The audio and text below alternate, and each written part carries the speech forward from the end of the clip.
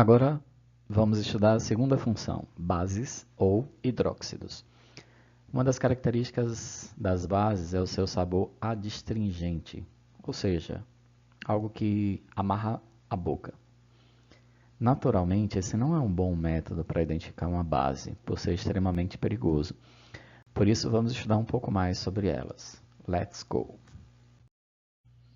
As bases, elas compõem um conjunto de substâncias que apresentam um comportamento de extrema importância para a química. De característica antagônica aos ácidos, diversas teorias já foram desenvolvidas para explicá-las. Uma das mais clássicas define que essas substâncias têm a capacidade de aumentar a concentração de íons OH-, hidróxido ou hidroxila, em solução. Por isso, são popularmente conhecidos como bases de arrênios. São amplamente utilizadas na confecção de sabão, tensoativos e também medicamentos. O processo de dissociação das bases é semelhante ao de ionização dos ácidos, só que agora a gente vai levar em consideração o OH, a hidroxila. NaOH, portanto, em presença de água, libera íons Na+, e OH-. Lembrem que é justamente esse OH-, a hidroxila, que caracteriza a substância como básica. Outro exemplo, hidróxido de cálcio. A gente vai observar agora que esse número que vem depois da hidroxila, ele vai para frente dela e para cima no outro elemento. Então, a LOH3, em presença de água, o 3 vem para frente do OH- e para cima aqui no íon alumínio. Aqui é uma tabelinha de cátions, só para vocês observarem que existem cátions monovalentes com número de oxidação fixo. Os elementos lítio, sódio, potássio, rubídio, césio, frâncio, que estão lá no grupo 1 ou 1A da tabela periódica, os metais alcalinos. Além deles, a prata, e destacar aqui o NH3, que é justamente o amônio. Então, todos eles sempre mais um. O berílio, magnésio, cálcio, estrôncio, bário e rádio, que são lá os elementos do grupo 2A, metais alcalinos terrosos. Zinco e o cádmio tem número de oxidação sempre mais 2. E trivalentes, o alumínio e o bismuto. A nomenclatura dos hidróxidos é bastante simples. É hidróxido mais G mais o nome do cátion. Então, NaOH, hidróxido de, nome do cátion, sódio. Lítio, hidróxido de lítio. NH4OH, hidróxido de NH4, amônio, como a gente viu há pouco. CaOH2 é o hidróxido de cálcio e BaOH2 é o hidróxido de bário. Então, as bases de arrênios elas podem ser nomeadas, como a gente viu, de forma simples.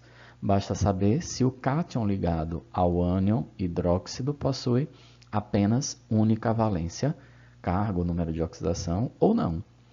Se tiver, hidróxido, nome do elemento ou nome do cátion. Se o número de oxidação for fixo, único, como eu disse, a nomenclatura segue essa regra. Se não, a gente vai ver daqui a pouco. O NaOH, hidróxido de sódio, é uma substância muito comum por ser uma base forte, de baixo preço, fácil acesso e boa solubilidade em água. É uma substância quase obrigatória em laboratórios de química. É comercialmente vendido sob o nome de soda cáustica, estando presente na constituição de desentupidores de canos. É utilizado na confecção do sabão por meio da hidrólise básica de ésteres e como catalisador na produção de biodiesel em reações de transesterificação. É uma substância muito corrosiva, podendo causar queimaduras, cicatrizes e cegueira, então muito cuidado com a sua utilização, tanto no laboratório e principalmente em casa. E é também bastante higroscópica, o que quer dizer que absorve a umidade do ar se ficar exposta, adquirindo um aspecto aguado depois de um tempo. É por conta disso que deve ser sempre acondicionada em frascos plásticos, nunca de vidro, pois essa propriedade faz com que o frasco de vidro fique emperrado, não sendo possível sua abertura. O CaOH2, o hidróxido de cálcio, popularmente conhecido como cal hidratada, é utilizado na agricultura e no tratamento de água para fazer a correção de pH. A gente viu na videoaula anterior. Ficou com dúvida? Volta lá, assiste de novo. E ele também é utilizado na caiação, ou seja, pintura a cal. Uma técnica de pintura de baixo custo. Agora nós estamos vendo outra tabela de cátions, só que nesse caso eles têm número de oxidação variável.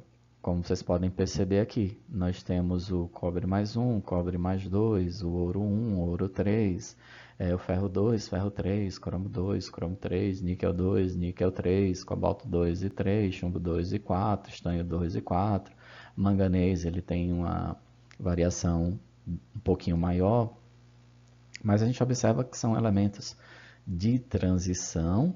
Estudamos isso lá no primeiro ano. As videoaulas ainda estão disponíveis. Qualquer coisa volta lá e assiste.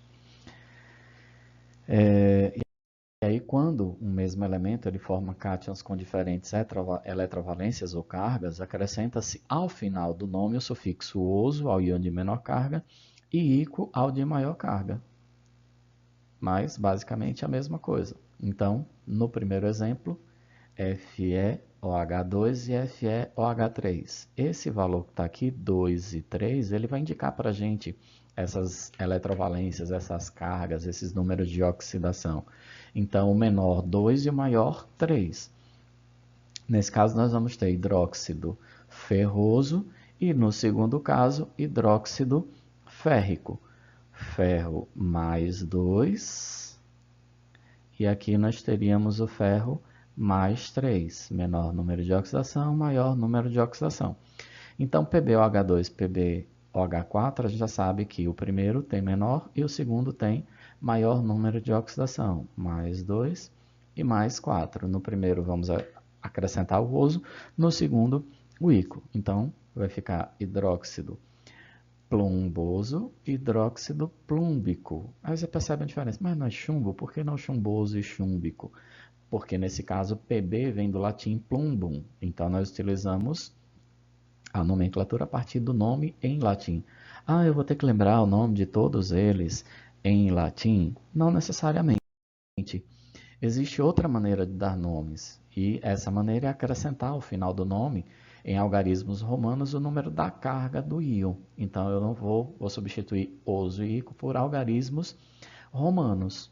Como que vai ser isso? Simples. Vamos pegar os mesmos exemplos. Aqui nós teríamos hidróxido ferroso e férrico. Agora a gente vai ter hidróxido de ferro. Qual é o número que vem depois? 2. Então esse 2 vai ser aqui em algarismo romano, hidróxido de ferro 2. No outro caso, hidróxido de ferro, isso mesmo, hidróxido de ferro 3. E no outro, agora a gente não precisa mais usar o nome em latim, a gente utiliza o nome do elemento em português mesmo. Pb é chumbo, então hidróxido de chumbo, 2. E no último exemplo, hidróxido de chumbo, 4, que em algarismo romano é IV. Ok? Sigamos então. Vamos agora para a classificação. Então, as bases elas podem ser classificadas segundo 3 critérios: o número de hidróxidos gerados em solução, a força ou grau de dissociação e ainda a solubilidade em água. A primeira parte, o número de hidroxilas é bastante simples, pode ser uma monobase, como NaOH, apenas uma hidroxila, uma dibase, como o hidróxido de cálcio, uma tribase, como o hidróxido de alumínio, uma tetrabase, como o hidróxido de chumbo. Quanto à força, a gente pode dizer que uma base forte é aquela que dissocia completamente em solução. Alguns definem o grau de dissociação de uma base em solução pelo parâmetro alfa, que varia de 0, completamente dissociado, ou melhor, completamente associado, né, sem separação alguma, até 100% seria completamente dissociado. Entre os hidróxidos são bases fortes aquelas de metais alcalinos e de alguns metais alcalinos terrosos, como cálcio, estrôncio e bário. Os demais hidróxidos são considerados bases fracas. Então eu sei que metais alcalinos, cálcio, estrôncio e bário são fortes. Fora disso, são fracas. Então, essas fortes possuem um grau de dissociação próximo a 100%. As outras, bem baixo. Como, por exemplo, hidroxilítio é uma base forte, o hidróxido de magnésio. A gente tem o hidróxido de ouro 3 e o hidróxido de zinco. Por que não zinco 2? Porque zinco tem número de oxidação fixo. A gente só utiliza o algarismo romano quando é variável. Lembra disso. A força das bases ela pode ser relacionada com a sua solubilidade. Quanto maior for a solubilidade de uma base, maior será o seu grau de dissociação e ela será considerada uma base forte. No entanto, se a base for pouco solúvel, o seu grau de dissociação será menor e ela será considerada fraca. A única base que não apresenta metal em sua fórmula é o hidróxido de amônio, que a gente já falou sobre ele, NH4OH, que existe apenas em solução aquosa e, portanto, é uma base solúvel. Então, é a única base que a gente poderia dizer que é covalente ao molecular, e ela é uma exceção, a gente poderia dizer assim, né? Ela é uma base solúvel, fraca, mas é solúvel. O hidróxido de amônio ele pode ser obtido borbulhando esse gás amônio em água, onde ocorre a ionização do gás. Esse hidróxido de amônio, que é uma base proveniente da substância molecular, a amônia, e não de metal, contraria a regra de solubilidade, pois embora se dissolva facilmente em água, ela apresenta um grau de ionização muito pequeno. Logo, o hidróxido de amônio é a única base solúvel e fraca.